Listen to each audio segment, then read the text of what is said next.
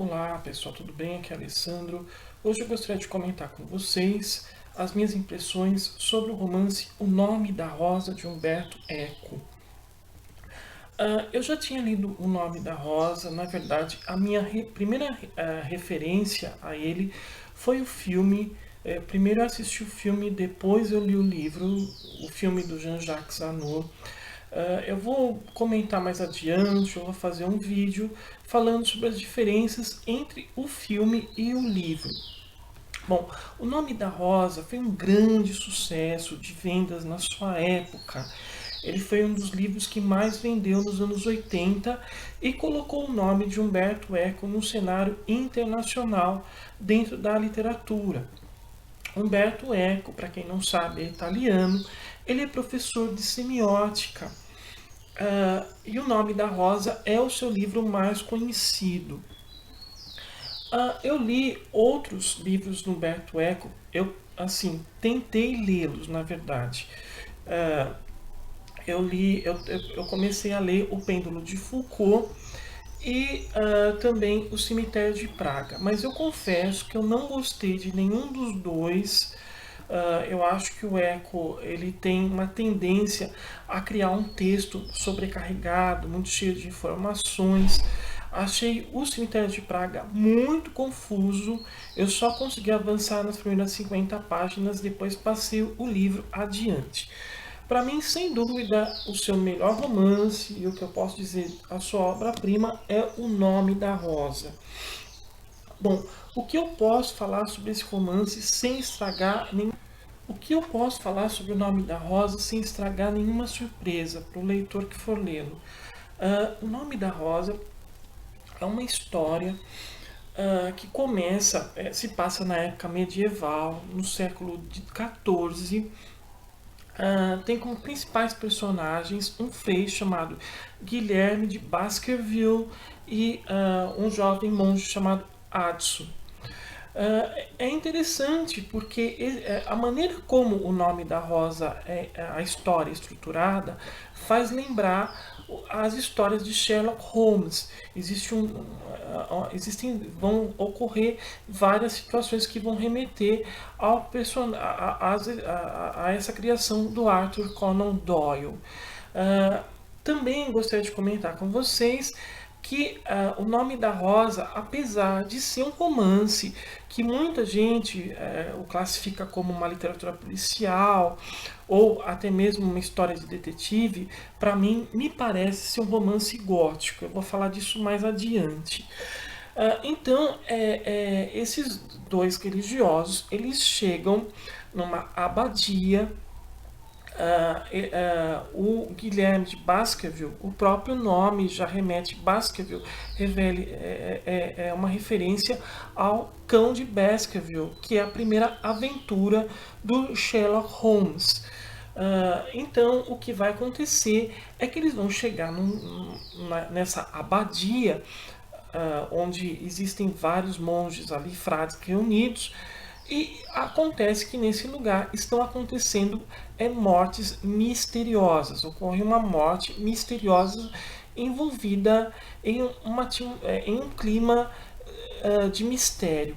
O interessante no Nome da Rosa, o que me chama muito a atenção aqui, é que nós temos um cenário medieval e essa abadia é um lugar assim, onde é criada toda uma atmosfera de terror. Eu posso dizer que Umberto Eco ele usa um artifício muito explorado na literatura gótica, que é a sobrenaturalização do real. O que é justamente se criar um cenário misterioso que inspira terror nas pessoas que vivem dentro dele, com elementos sobrenaturais. O que vai acontecer no Nome da Rosa é justamente isso. É criar, no início, quando o Guilherme e o Adson chegam nessa abadia, o Guilherme ele tem uma missão dentro desse local, que eu não quero falar muito sobre isso agora. E existe uma morte misteriosa. E essa morte dentro da mentalidade dos monges, é visto cercado de elementos sobrenaturais, voltados até mesmo com relação a uma suposta ação demoníaca. Então é muito interessante a maneira como o Humberto Eco ele vai estruturar o Nome da Rosa. Nós temos aqui várias tensões. Nós temos o sobrenatural que se contrapõe ao natural, o primitivo que se contrapõe ao bárbaro. Então existem todas essas. Então existe todo esse clima de contradição dentro do texto do Humberto Eco. É muito curioso o Nome da Rosa, porque nós temos, apesar de uma história de suspense envolvendo mortes misteriosas dentro dessa abadia, sendo que o principal local dela é uma biblioteca. E todos esses eventos estranhos estão associados a essa biblioteca. Eu também não quero entrar em muitos detalhes para não estragar, para não dar spoiler para quem for ler o livro pela primeira vez. Eu só vou dizer que Humberto Eco ele faz com que nessa biblioteca, principalmente nessa biblioteca, seja realmente um ambiente de terror. Ela é cercada assim, de uma atmosfera sobrenatural. O leitor não sabe exatamente o que está acontecendo, ele só vê esse local através dos monges, da perspectiva dos monges, das pessoas que habitam essa abadia. Além disso, o Nome da Rosa ele também pode ser lido como um romance histórico. Humberto Eco ele faz uma descrição muito minuciosa e detalhada da época medieval. Para mim, trata-se do romance que melhor retratou esse período histórico.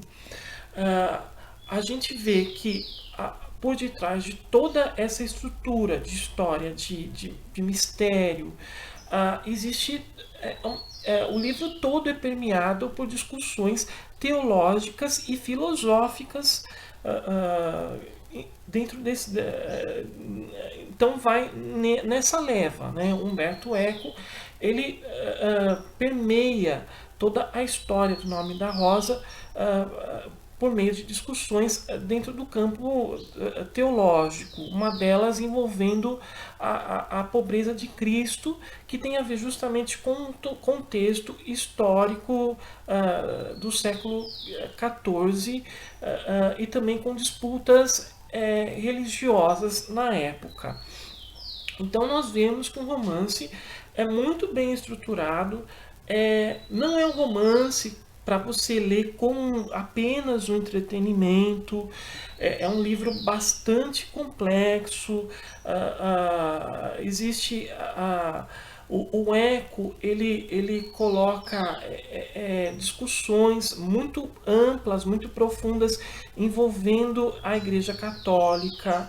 Há toda uma descrição da vida monástica, os hábitos, os costumes.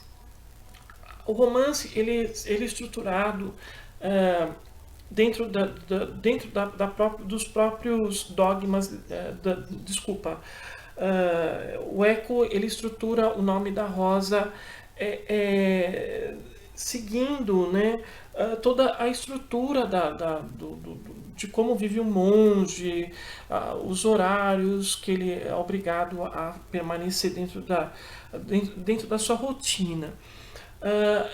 O romance ele também ele tem o que eu posso dizer de uma estrutura mítica. Ele se passa no espaço de 7 dias, e isso tanto pode remeter ao período em que Cristo criou o mundo, como também as 7 trombetas do Apocalipse. Existe uma relação intertextual muito interessante que Humberto cria relacionando os misteriosos crimes, as mortes misteriosas, com o livro de Apocalipse da Bíblia. Então é muito interessante a maneira como Humberto Eco ele vai estruturar toda essa história. Bom, o Nome da Rosa é um livro, é aquele tipo de livro, eu acho, que você sempre que vai ler vai encontrar alguma coisa nova, alguma coisa diferente. Existem 2 personagens aqui que representam visões diferentes da igreja. Nós temos o William de Baskerville, que é aquela igreja mais moderada, aquela igreja que tem uma visão até mesmo pré-iluminista, no sentido de encontrar coisas maravilhosas dentro da ciência, e nós temos aquela igreja medieval que está fechada, que prega o terror como uma forma de dominação, representado pelo Jorge de Burgos, que é um personagem muito interessante, segundo o próprio Eco, foi inspirado no Jorge Luiz Borges, o grande mestre da literatura fantástica.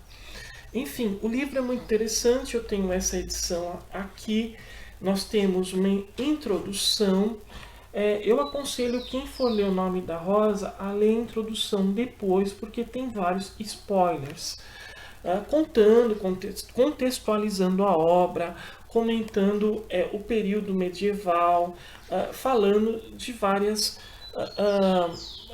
dando, enfim, explorando melhor alguns aspectos do romance. Nós temos também um pós-fácil que foi escrito pelo Humberto Eco, que ele procura comentar também sobre o romance, sobre a criação do romance. Apesar de que o Eco ele simplesmente dá algumas pistas sobre a criação, sobre as influências dele. Tanto é que eu acho que essa introdução ela foi acrescentada nessa edição justamente para esclarecer alguns pontos que ficaram obscuros no pós-fácil do Humberto Eco. De qualquer maneira, O Nome da Rosa, para mim, é um grande mergulho na época medieval. O seu lado assim mais assustador, o seu lado mais sinistro e também, ao mesmo tempo, fascinante. Sem dúvida, é um grande livro que vale muito a pena ser conhecido. Eu vou dividir esse vídeo em duas partes, vou fazer um outro vídeo que eu gostaria de comentar um pouco mais sobre alguns aspectos do romance e fazer uma comparação com o filme. Então, até mais com outros comentários.